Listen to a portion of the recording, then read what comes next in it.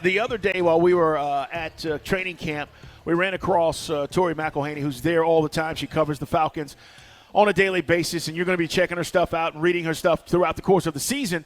And she was like, have you guys seen this thing with Troy Andersen? And we were like, no.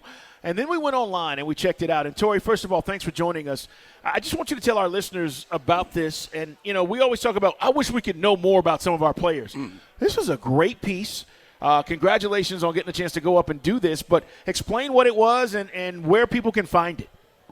Yeah, so a group of us, it was myself, our team photographer, and 3 videographers. We went up to Montana back in March and kind of got the chance to tell Troy Andersen's story about growing up on a cattle ranch in Dillon, Montana, with a town of like 4,000, 5,000, and kind of him and his journey to Montana State over in Bozeman and kind of making a name for himself as a two-way player over there before obviously being drafted by the Falcons. But it was just such an amazing experience. It's a project that was really near and dear to my heart just because we've been working on it so much since going up there in March. And I knew when we were up there that this is going to be something special. It's a story that I think people up in Montana really gravitate towards because they absolutely love Troy Andersen up there for good reason. And so, you can find it on AtlantaFalcons.com. We have a whole landing page with a 23-minute video with just the shots that we were able to get up in Montana, absolutely beautiful with the snow. And then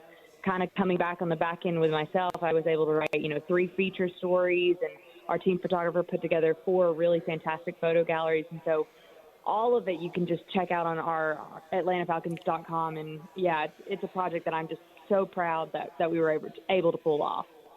And it was really cool, Tori, talking to his coaches, what a natural athlete this guy was, going back to high school basketball player, played everything, and everybody basically saying what a special dude he is.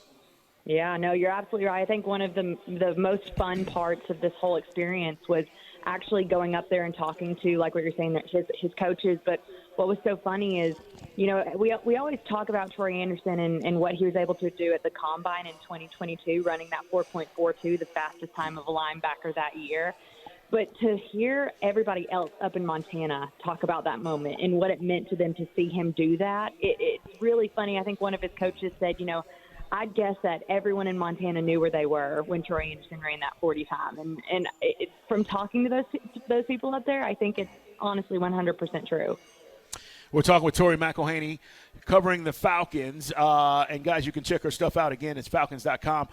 Tori, let's talk about what you're seeing, with our team. Mike and I have been talking about so many aspects. Today we heard from Desmond Ridder, Coach Art talking about, the fact that this is the most fun he's had. And I thought that was interesting because I'm like, why? You get the job and you think, okay, I'm a head coach now in the league, but I think these are his guys. Like, this is a team that he is behind. Like, these are the guys he wanted. And I'm guessing, Tori, that's the reason why he may have said this is the most fun he's having. Yeah, well, I think you think about it in this way, for the last 2 years, the first 2 years that Arthur and Terry Fontenot have been in Atlanta, they've been really pigeonholed because of salary cap constraints. They haven't been able to make the moves that they really, really wanted to. And I think, honestly, from talking to Arthur Smith and Terry Fontenot and other people inside the building, it's one of those things that you kind of finally feel that now, looking at this team, even though we're only a couple weeks into training camp, the way this team looks right now is kind of the vision of what Arthur Smith and Terry Fontenot wanted to do when they got to Atlanta. But knowing the salary cap constraints, they couldn't do that yet. So the fact that they were able to have as much money as they had in the offseason to bring in guys like David Onyemata, Caden Ellis, Jesse Bates, just to name a few, and then also to see guys like Drake London and Kyle Pitts kind of coming along, guys you drafted to play big-time roles, Tyler Algier, and now Bijan Robinson, it kind of feels like everything's coming together for the first time in what feels like 2 years because they have been able to do this stuff. And I think that's probably where the excitement lies, is that you finally can see the dividends of the work that's been put in to get right by the cap over the last 2 years and what that actually means for this team. It is Tori McElhaney, guys, on the WaitFor.com hotline. You can read her stuff at Falcons.com. Check out the production value on the piece on Troy Andersen. They use Very drones nice. and everything. Yeah. Look really cool. It's really good. It is. Hey, Christopher Nolan. I'm telling you. Hey, Tori, the other thing is, and we said this, we talked to Brian Jordan. He was at practice today, and it was like the size. Even a guy who played in the NFL and played in MLB says, look at the athleticism. It just, to your point, coming out of like the salary cap hell, or call it a tunnel. We came out the other side, and it just at the end of the day, you got to have the Jims and Joes, and it just seems like this team is really loaded in the trenches for the first time in a long time. It's really it's so funny because I think back to where we were a year ago, even 2 years ago, and how different this front seven on the defensive line feels. I mean, even with Calais Campbell not out there, I feel like you can feel that there's a size difference, an energy. And I know we were talking to Michael Walker. He's going to be a guest on our podcast tomorrow, but even he said something along the lines of, it makes you excited to see someone like Grady Jarrett be over the moon and just ready to go out there every day at practice because of the guys that he has around him. Nothing against the guys that have been playing around Grady Jarrett for the last 2 years, but it is an obvious difference now that you put money towards that specific position group, and that's something that you can feel. I think it was Kyle Smith who said it in his press conference right at the start of training camp. It's like something that this front office wanted to do was they wanted to get this defensive line bigger. They went out and they did it, and they put money where their mouth is, and now you're kind of actually seeing that on the practice field, and that's what I think is so it's almost fun. It's fun and exciting, exactly what training camp should be. Tori, Desmond Ridder threw for 708 yards, 2 touchdowns, 2 interceptions last season. Or not interceptions because he didn't turn it over, should I say, but the growth of Desmond Ridder and where he's at. And I know he said today he was saying that compared to last year, he feels like he's in a completely different place. What's your take on Ridder and where he's at and what we've been seeing here thus far at camp? Yeah, I think it's just, the longer you do something, the more comfortable you're going to get at it. And I think just thinking back to where Desmond Ridder was, at the start of training camp last year, I was talking to somebody today, and it's just like you can just see the confidence of him continue to grow as he becomes more and more confident in the scheme and what he's being asked to do. I honestly think that he's become so much more vocal and so much more of a vocal leader this year now that he's not, behind Marcus Mariota. He is the guy. This is his offense that he needs to maneuver. And I think you can feel that with him when he's at the podium talking to us in the media, or even just on the field when you're hearing him talk to other players and coaches.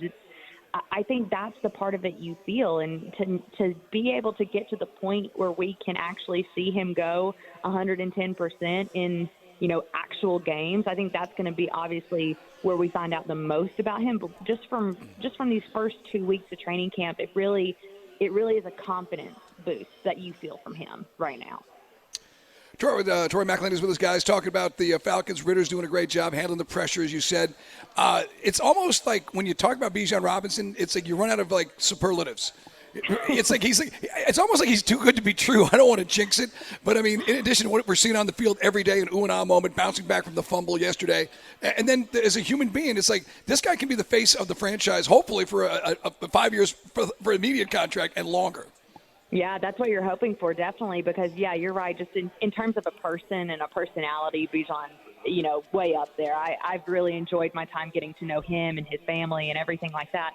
But as a football player, and I think this goes back to something that I remember talking to a few scouts about during the whole, draft evaluation process and kind of what they thought about Bijan in that process before they even drafted him. They're like, wait until you see this guy in person, because when you see him in person and his elusiveness and what he can do on the field, it's going to be evident to you why he was a number 8 overall pick, why he was the first running back taken off the board. And I fully stand by what they said to me, because having seen him kind of moving a bit more live in some of these one-on-one situations or in 7-on-7s, I mean, you can't miss him, his elusiveness as a player. Like, that is something that you can't unsee with Bijan Robinson, and I think it just makes you really, really excited for kind of the Madden stuff that he can do. Like, you talk about a video game, he's like a little video game character out there where he's all over the place and doing these freaky things. And, but you do have to be patient with him because he is a rookie, and I think we forget about that sometimes. And I was talking to Michael Petrie, the running backs coach for the Falcons, this afternoon after practice, and he said, don't forget how much we're throwing at this kid and how much he's having to learn. He's going to make mistakes. He alluded to that, the fumble yesterday, but he's going to come out and he's going to learn from it. He's going to get better from it. Make those mistakes now, because what we're going to be asking him to do in the season is going to be pretty intense. The most electrifying player in the NFL this upcoming season in Bijan Robinson. Tori, I'm saying it. I've been telling everybody, and I'm saying it to you. The most electrifying player in the NFL. Tori, let me ask you this. We were third in rushing the football last year. We were having this conversation on the show. Tori McElhaney joining us. We're going to lead the league in rushing this year. Do you think that's that we could do that with this offensive line? I do.